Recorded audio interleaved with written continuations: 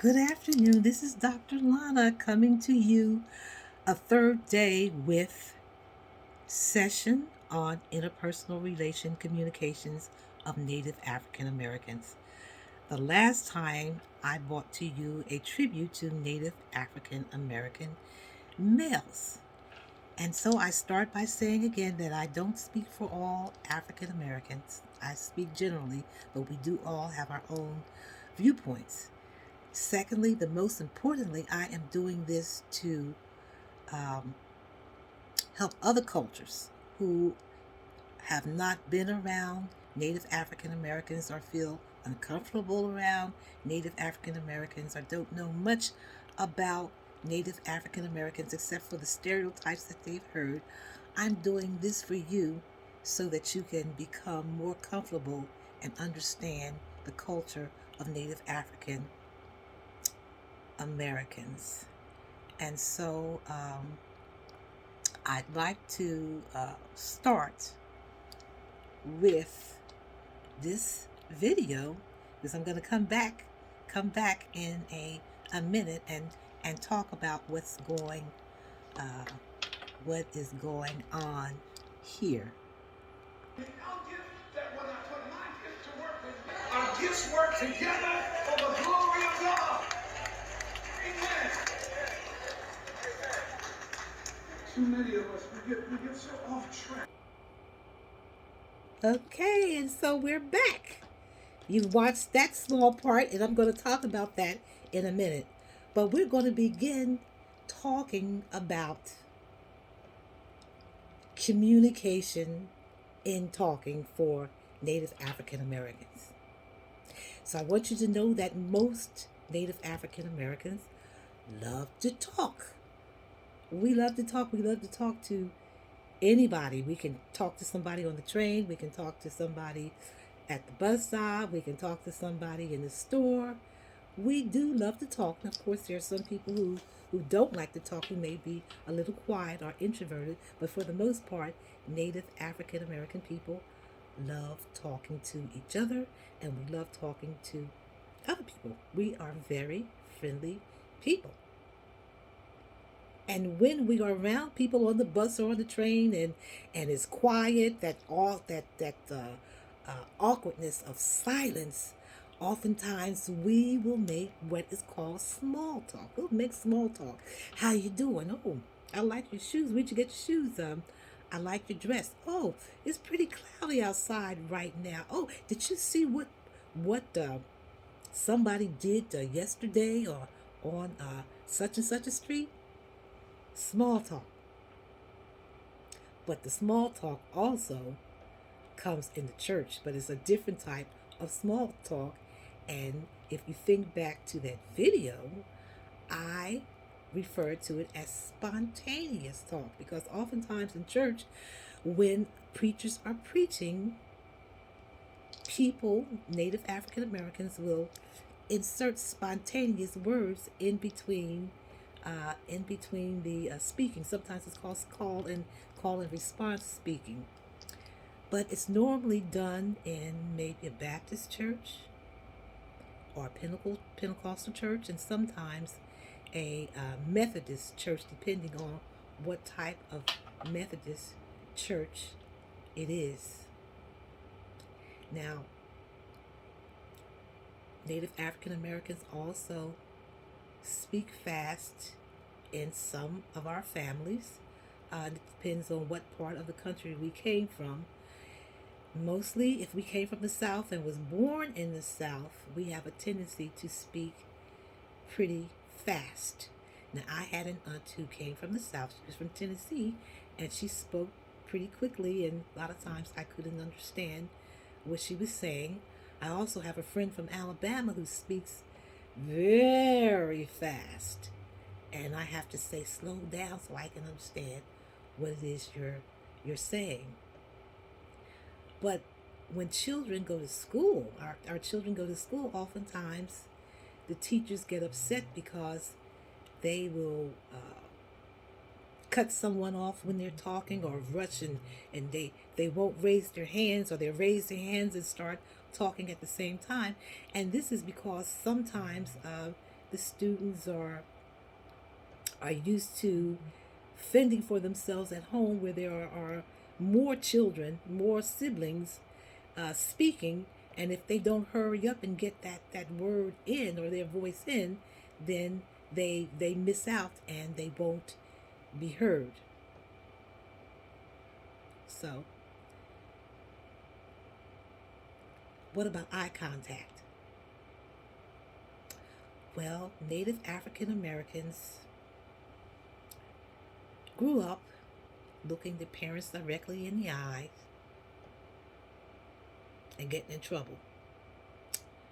While some other Native African Americans, or even the same ones, one time you look them in the eye, or you don't look them in the eye, and they see it as disrespectful, defiant, and you get in trouble. Well, when Native African American children go to school, they do the same thing. They get in the classroom and they have a teacher that's talking to them. So they're used to not looking that parent in the eye when they talk. And the teacher feels that they're being disrespectful. Then they get another teacher where they look the teacher in the eye when she talks. And the teacher feels that they're being disrespectful. So they don't know what to do. Do you look them in the eye or not look them in the eye? Another thing, if we go into the wrong area or at the wrong time, look someone in the eye, it may be considered mad dogging. So we have to be careful with the looks. Personal space. The personal spaces. Have you ever had anybody who stood close to you? So close to you. I went in a store one time. It was a bank. And the greeter that they had at the door was almost touching my nose, smiling. And I felt so uncomfortable. She was in my personal space. Well, Native African Americans tend to stand close to one another.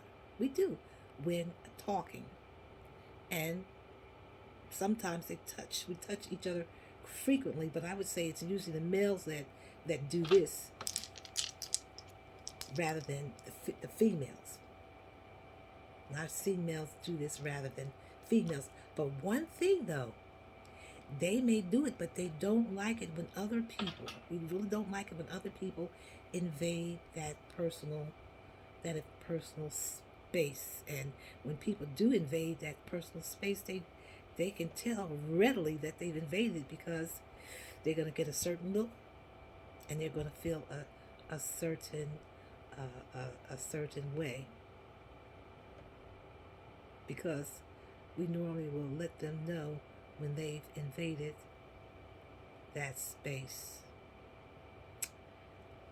What about deserting? When Native African Americans were growing up, we always thought that our moms had eyes in the back of their heads, because they always knew what we were up to. They always knew what we were doing. They always knew when we did something outside or we ate something in the house that we had no business eating. They just knew it. They just knew it. Well, I think we inherited that discernment. I think Native African Americans, males, females, and children have inherited that discernment in the society that we maneuver around. We know when people are being deceitful to us. We know when people are being sneaky. We know when people are smiling in our faces but don't really like us, do not have a liking to us. We also know when people are up to something. We can just feel that it's an intuition. And even the Sojourner Truth used to say when she would speak to people that she could read them. In other words, she was saying that she had a discernment and an intuitive mind where she could read people. And so please know that we are very intuitive and that we can read people. Not black magic read, but the eyes in back of our heads. And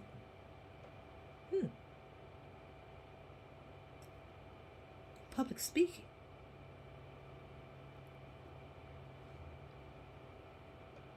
Some Native African Americans like to speak before people, while some don't.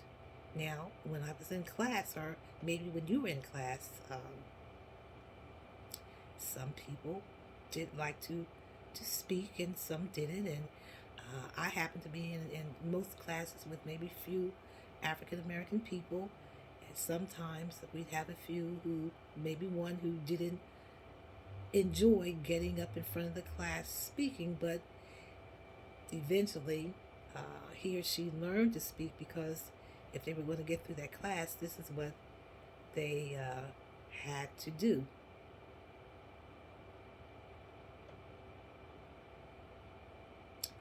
Cooperative versus competition. Native African American look at, or we embrace for some reason, individual success of recognizing it over group achievement, which we've been trying to work with each other about that, because we want to get away from the individual achievement and look at the group achievement. But we have been accustomed to working competitively. We work for the more benefit of ourselves than our community. Uh, we love competition, sports, and so on. And we love having our individual achievement announced, whether it's at school, whether it's at church, whether it's at work. We love having our individual achievements announced. Conception of time is a big thing too. Now, in the Native African American community, we have a code called the CP time. And we all know what that is. That's colored people time, because we're not good at being on time, even though we know what time we're supposed to be somewhere. And unfortunately, when it comes to children going to school, sometimes they are dropped off at school 5 minutes late, or maybe 10 minutes late, and children come home saying that they've been very embarrassed walking into the classroom when the session has already started. But I think for most parents do get their children to school on time, even though there are some that don't get to get them there on time. But they do know what time the sessions start.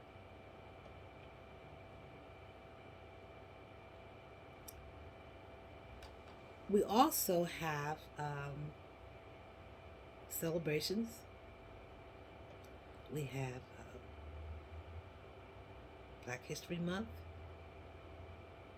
We like to get together and celebrate the achievements of our ancestors and their role in U.S. history. And that's a wonderful time that we do this for a whole month, a year.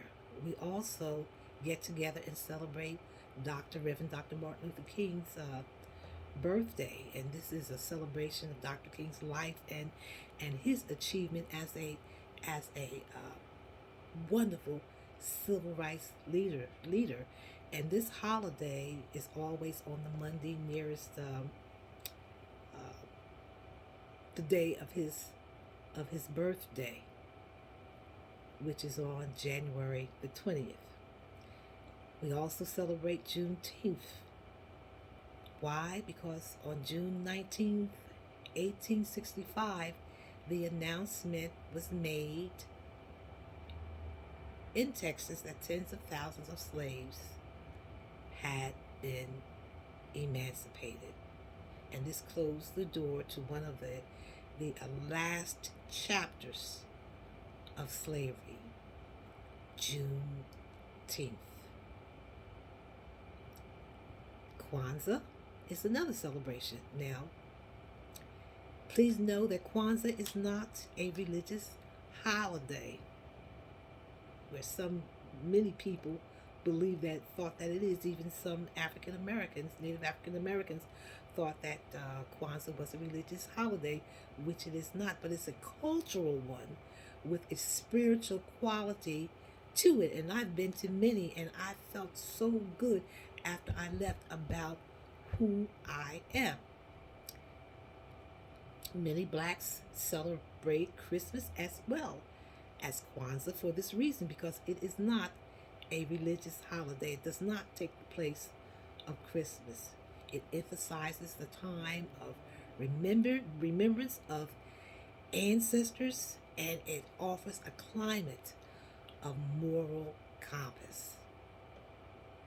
And then there's one more thing that we do. It's called the rites of passage transition, where our youth transition from one development stage to the next, and this can be very challenging. This age for African Americans, both males and females, can be a very challenging period.